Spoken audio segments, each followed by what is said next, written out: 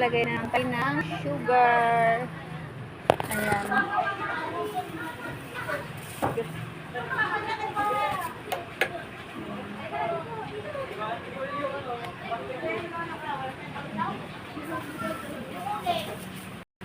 Ilalagay ako ng sugar, guys. Ayan. 1 kilong asukal po dito nilalagay ko, guys.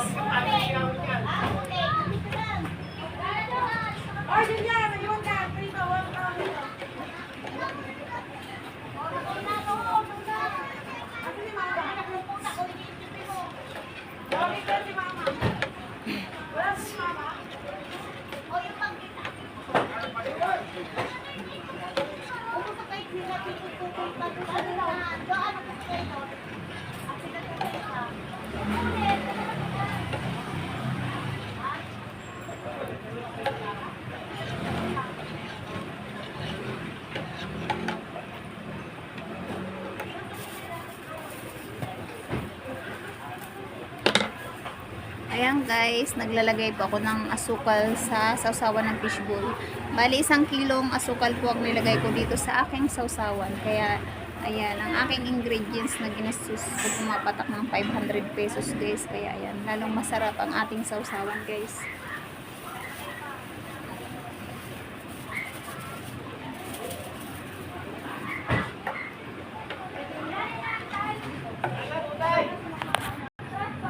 Oh, ayan guys, kompleto na po yan ang ingredients guys. Nakalagay na ako ng asukal, ng 1 kilong asukal.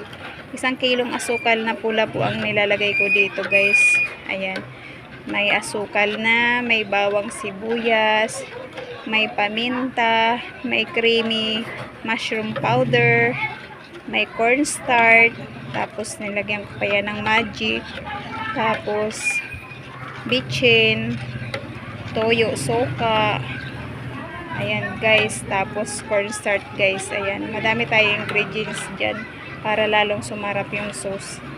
Ayan, pang 5 days na itong sauce na niluto ko guys, para hindi ako araw-araw nagluluto kasi sagabal yan sa aking trabaho guys. At para tipid na rin ako sa gas, kaya pag nagagawa ko ng sauce, pang 5 araw ang sauce ko, tumatagal.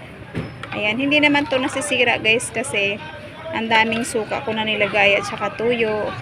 Madami rin bawang sibuyas.